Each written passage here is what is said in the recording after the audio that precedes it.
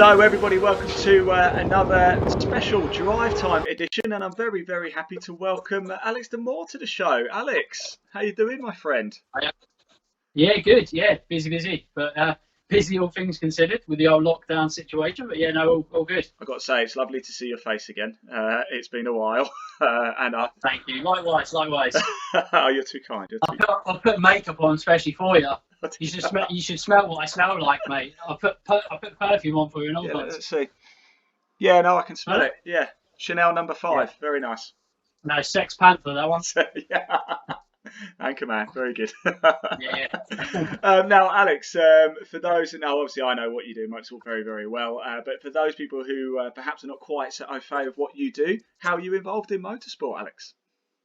Yeah, so obviously I do, or kind of have been involved in motorsport for quite some time, in the back kind of room staff as such, and then in the paddocks and stuff, being involved with motorsport teams, and then kind of got into vlogging and manufacture testing cars, doing car reviews off the back of that for different manufacturers, all different makes, marks, types, etc., from a hot hatch to a supercar.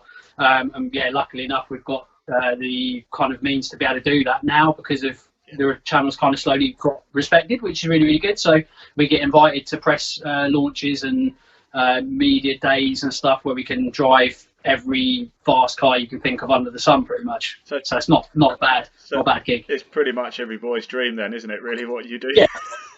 Yeah, and then motorsport wise, I've kind of been racing karts for most of my life. Obviously, back when I started, probably from around 12 up to about 18, it was relatively expensive, considering I didn't have a wage back then. And then I've always wanted to do kind of the proper motorsport, like in cars and such, but for a vast majority of time, just financially no chance really. So it was always in my mind to want to do it. Obviously, going from karting, to naturally want to go into racing proper tin tops and cars. It literally, there was a point in my life where I knew just about financially I could do it. So I just went out, got my race license, and went doing it. And before that, obviously got involved in a lot of track days, and just said, I'm going to go racing. Why not? Fantastic. Well, let's quickly touch on peak performance reviews. Now, somebody now I subscribe to your YouTube channel. It's fantastic, and it's getting quite big, isn't it? Just explain how people can find it first of all. Where's the best place to go and subscribe? Pretty much on all social media platforms. We're biggest on Facebook and YouTube. Instagram seems to be relatively hard to grow because we don't do lots of kind of pictures. We're more vlogging, so we're more video media. So I find that as well, Alex. To be fair, sorry to butt in. Yeah, we at My Supercar exactly the same. Instagram for us. I mean, we're on it and we push it, but for us, it's the hardest one for us to grow for some reason. Yeah, unless you're doing picture after picture and you've got real good stills camera, which I have, but I don't obviously go to do that, even though I've got qualifications in photography and videography. I still only do video media typically. We basically, if you search just literally peak performance reviews in any search engine or in each of those different platforms, it should come up, peak performance reviews, little logo, peak performance reviews, and you can find us on there and just subscribe and stuff like that. And but basically we cover anything from motorsport to doing bits on kind of technical rebuilds and technical parts kind of reviews and stuff like that, as well as doing kind of vlogging our racing, as well as the manufacture testing and the media reviews. So very Top Gear-esque, go kind of the Grand Tour and all that kind of malarkey. So but on a much lower budget, obviously. Well, talking of, I suppose I don't want to know your budget as such, but I know you obviously from Endurocar last season. How did you get involved? Why Endurocar, Alex? Was it budget or was it just? There's definitely a reason why we got involved in that, to be honest with you. So we know Andy Burton from Burton Power really quite well. We slowly got to know Andy really, really well through different media days with our kind of Ford. We've got a fairly fast Fiesta ST modified. So we got speaking to Burton Power, and through people we knew, we got introduced to them, and before you know it, just as I started racing in my Civic Type R and another race series, I was speaking to Andy, getting to know Andy really, really well. And before you know it, he was a small sponsor of mine. So, and then we've known them for a long, long time and get on, really, really well with Andy and the guys. And literally, they told us before it was even happening that they were thinking about doing something, and they had this idea.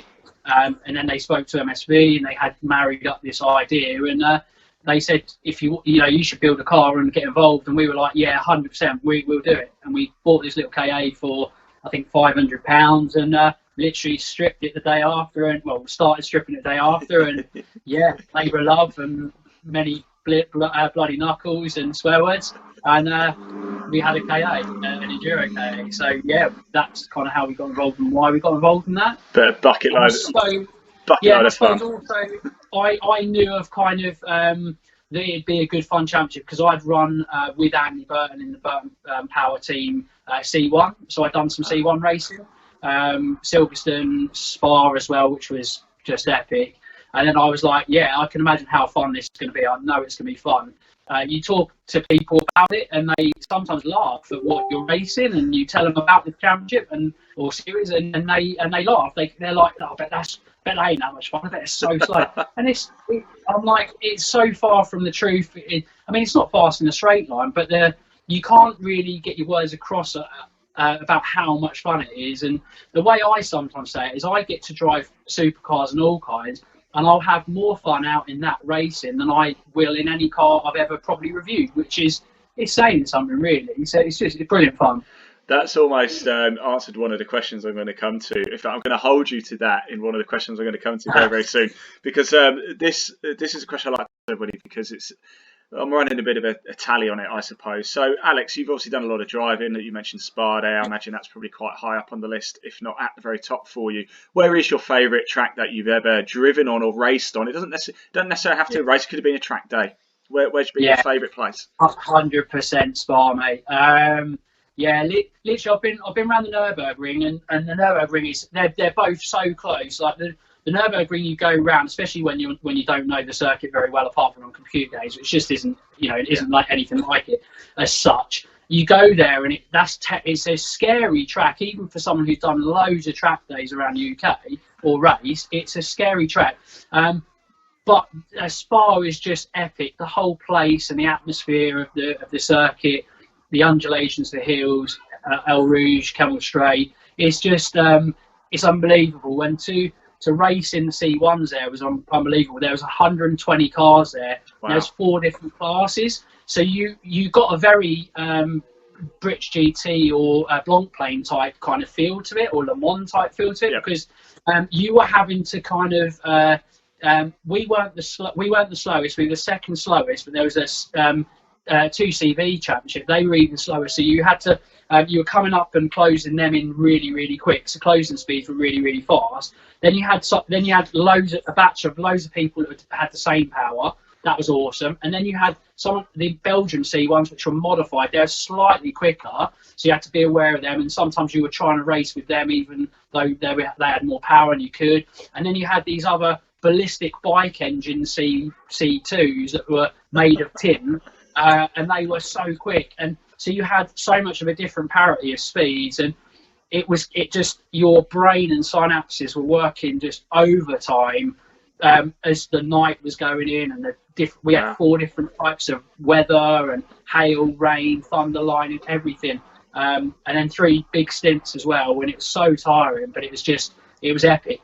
At times there was four going into the compression and El Rouge, and it was just you had to just kind of preempt where you think someone's going to go or where you need to go to get the move done. And sometimes there was moves that are just crazy. You just had to go for it, and it was Spa basically. Now, Alex, you're going to regret saying that the Enduro car, the 4KA, is one of the most fun cars you've ever driven, and you take that over any other sports car, because what I always like to do as well, we've now established that Spa is your favourite place you've ever driven at. So you and me, I'm taking you to Spa. That's nice, isn't it? We're off to Spa together, you and me.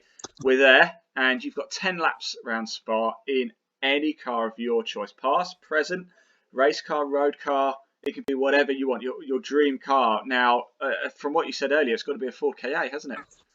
Oh well, yeah. If you cast the Ford KA aside, well, that would be really fun. Take Now, I the know. KA out of it. What else would Yeah, it be? KA out of it. I've got so many. I've got a massive love for cars because I own some classics and I own modern cars, and it would be a cross between my Supra, which is a crazy power Supra, or if I had to say a production car out the factory, I'd probably go with the McLaren P1 because it's a weird dream car of mine. It was part of they called it the Holy Trinity of the three mental cars that got to around 1,000 horsepower that had crazy brake horsepower per ton, and it is a bit of a widow maker. And weirdly, if you know or learn a bit about me over the years of probably seeing what I kind of do with my channel, you'll notice that I have I like less safe cars than the mad cars. So I like the more crazy and the dangerous the car, the more I tend to like it. So the P1 is like a bit of a widow maker. It's capable but mad. So I'd go with the P1 because I could just have fun. You could go serious at one time, and then next time you could just slide it around the whole circuit. So I'd go with the McLaren P1, I think. Great choice, absolutely great choice. Now, Alex, one thing we also like to do in these drive times is have a bit of a giggle at your expense. What I also want to know is, Alex, in your racing career, your track day career, even your reviewing career, actually, your car reviewing career, what's been the most embarrassing moment? Has there ever been any time where you thought, oh, I can't believe I've done that, or I can't believe I've said that, or you just lost it at a corner that you thought you shouldn't have done? Tell us a funny story. I'm trying to think. You put me on the spot. You probably have to cut this because I'm trying to think. Yeah, I can't think. I've not done anything stupid. But I'll say one because when I was in the C1s at Belgium, I basically we had some track time the day before, and I basically ended up getting a nickname, Stay Out Alex, from Ashley Davies, who also races in the KAs, Enduro KAs, because I would, if I was on a mad one and a good lap, but I didn't get a good enough lap and I knew I could go a little bit quicker, I'd tend to maybe stay out in the car a tiny bit too long.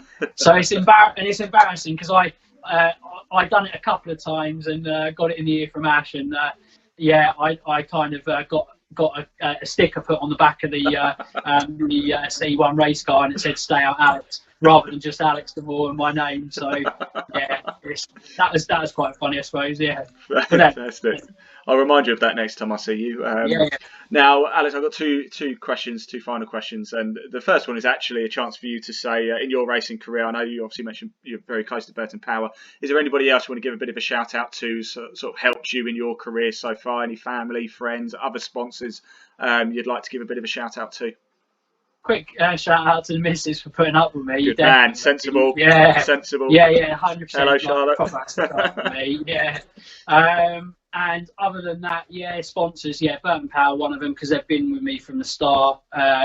Full Throttle Performance, Hawk Motorsport, Corbo Seats, and I think that is it. But they're the kind of ones that have kind of looked after me a little, over the years, helped me in some way, shape, or form. Sponsors, basically, anyone else watching who's a sponsor. DMB actually,